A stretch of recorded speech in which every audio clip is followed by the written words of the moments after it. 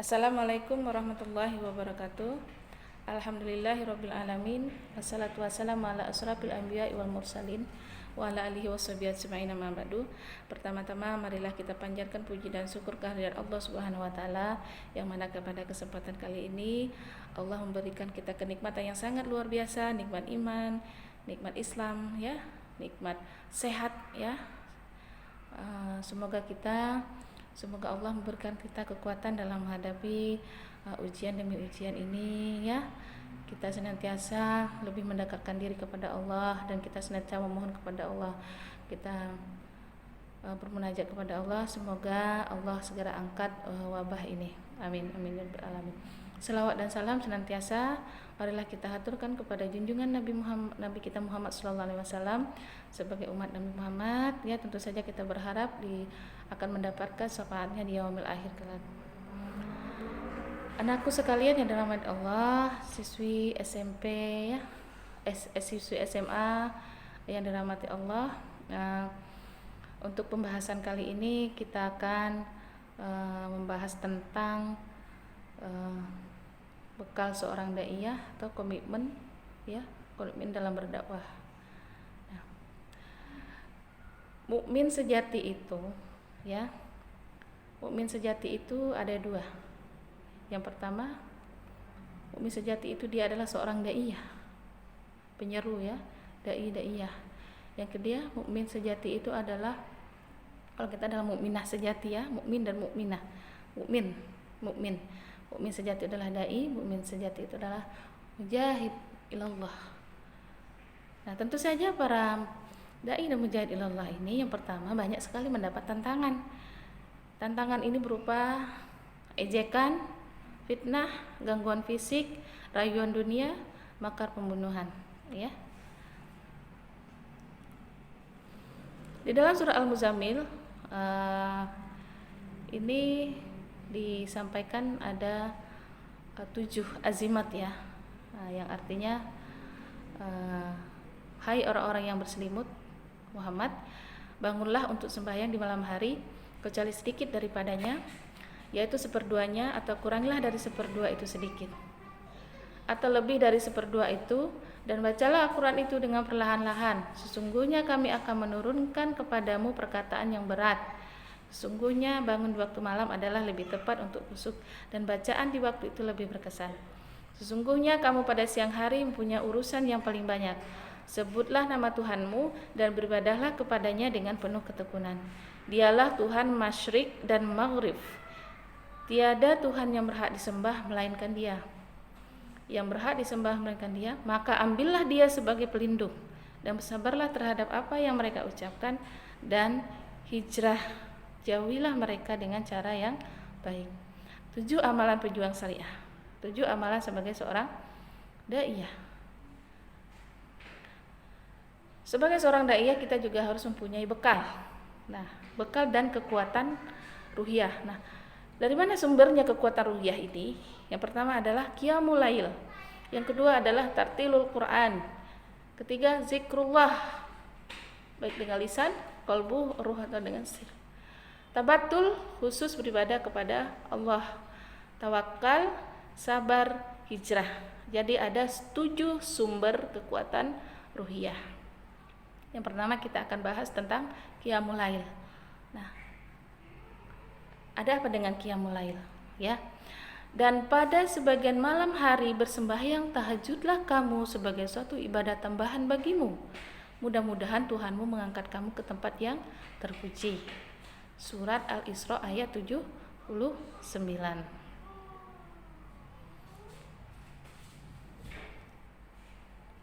Sebagai seorang manusia ya, di dalam tubuh manusia itu ada segumpal darah, dan ini sangat menentukan.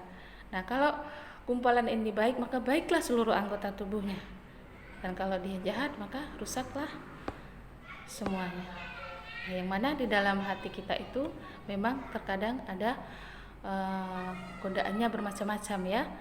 Ada kadang perasaan rakus, sifat rakus, mata keranjang, merasa paling bisa ya, melupakan Allah, merasa diri jelek, suka melakukan maksiat, suka suudzon, malas, gila jabatan, merasa miskin, suka buang waktu, lalai ya, tidak percaya diri, gila gelar, kikir, dan iri.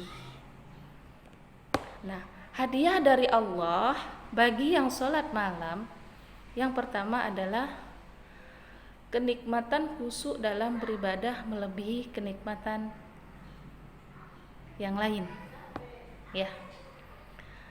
Perkataan yang sangat komunikatif seolah dialog secara langsung karena semua permintaan kepada Allah terjawab. Yang ketiga, kedudukan yang terpuji. Maqamam mahmudah, kedudukan yang terpuji, kehadirannya sangat dinanti, pendapatnya sangat dihormati dan diadopsi. Qaulan tsaqilah, perkataan yang berat, keputusan yang bijak dan tegas, kekuatan negosiasi dan tutur kata yang nyampai ke hati. Nah, ini orang yang rajin sholat malam, ini Allah beri kenikmatan ya, kenikmatan khusus dalam beribadah, perkataan yang sangat komunikatif, kedudukan yang terpuji, perkataan yang berat ya, didengar ya. Qiyamul Lail sebagai qurrata ayun, penyejuk hati ya. Kedua adalah qaulan saqilah, perkataan yang berbobot. Nah, orang yang suka sholat lail ini adalah itu akan dituntut sama Allah, akan didengar perkataannya. Maqamam mahmudah, kedudukan yang terpuji. Nah, kalau qurrata ayun tadi penyejuk hati disampaikan di Quran surah As-Sajdah 16-17. Qaulan saqilah, perkataan yang berbobot, Quran surah Al-Muzammil ayat 1 sampai 5. Nah, maqamam mahmudah, kedudukan yang terpuji, Quran Al-Isra ayat 79. Nah, yang keempat, sultanan nasirah, kekuatan yang dapat menolong kaum muslimin, Quran surah Al-Isra ayat 80. Tartil Quran, warattilil Quran tartila. Yang kedua adalah setelah sholat lain adalah tartil Quran, membaca Al-Quran dengan menghadirkan hati, memikirkan hakikat dan makna ayat-ayat. Tahapan belajar Al-Quran itu yang pertama tilawah, belajar membaca sesuai dengan aturan kaidah membaca Al-Quran. Nah, kita sampai di mana sudah tahapan belajar Al-Quran kita? Apakah hanya sekedar baru tilawah? Belum masuk ke jenjang berikutnya. Yang kedua adalah tadabbur. Setelah kita belajar Al-Quran, bagus bacaannya, tadabbur, memikirkan dan mengambil pelajaran dari isi kandungan setiap ayat di dalam Al-Quran. Yang ketiga adalah tatbiq, mengamalkan dan mengaplikasikan semua pelajaran yang terkandung dalam setiap ayat Al-Quran di segala aspek kehidupan. Yang keempat, hifzon, menghafal dan menjaga kontinuitas berquran untuk dijadikan argumen dalam menyelesaikan setiap persoalan kehidupan. Yang kelima, murojaah, membaca, menghafal dan mengambil pelajaran secara berulang-ulang dalam majelis Quran dan bersama teman-teman. Yang ketiga adalah zikrullah, mengingat Allah. Nah, janji Allah kepada orang yang selalu mengingat Allah, yang pertama adalah dia akan terhindar dari penyakit hati. Yang kedua, orangnya berani, teguh dan semangat juang. Yang ketiga, diingat Allah. Sampaikan dalam surah Al-Baqarah ayat 152. Yang keempat, hatinya akan tentram.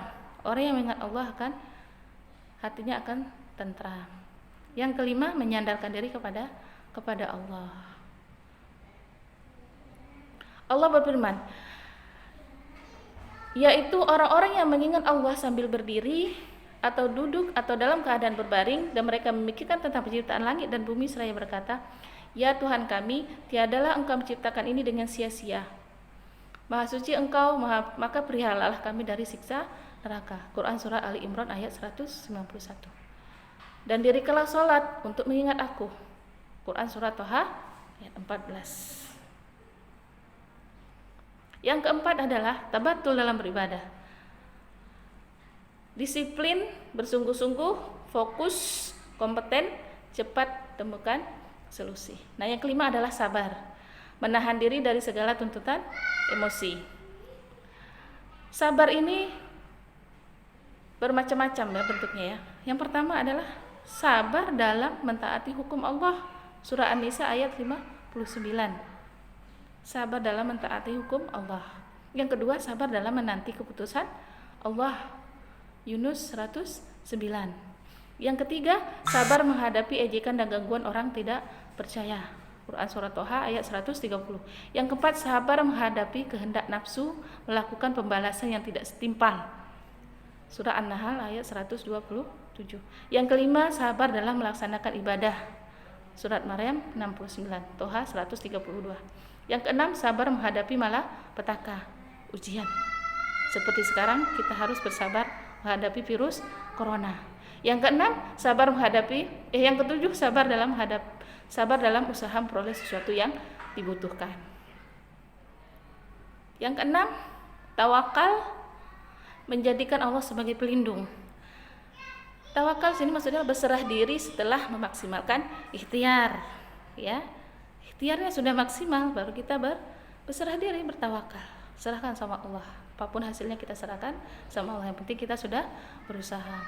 Bukan itikal, menyandarkan diri dengan kebesaran Allah secara pasif. Ini paham Jabariyah. Rasulullah mempersiapkan bekal, strategi tempur, memilih waktu yang tepat, barulah angkat kedua tangannya dan berdoa. Ikhtiar dulu, ya.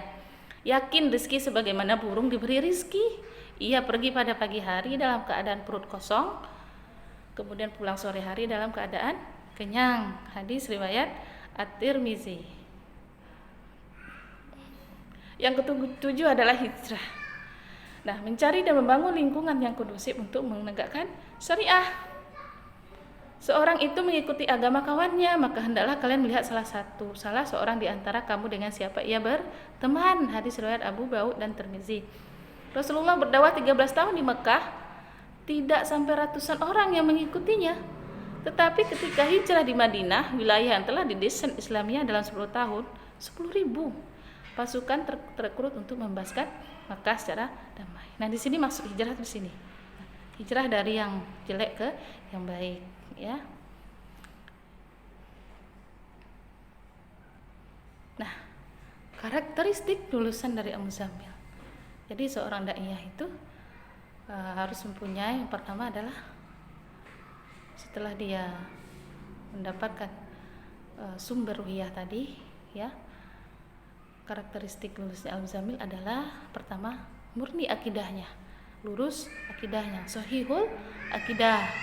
Yang kedua, benar dan lurus ibadahnya. 3, kokoh dan tangguh akhlaknya.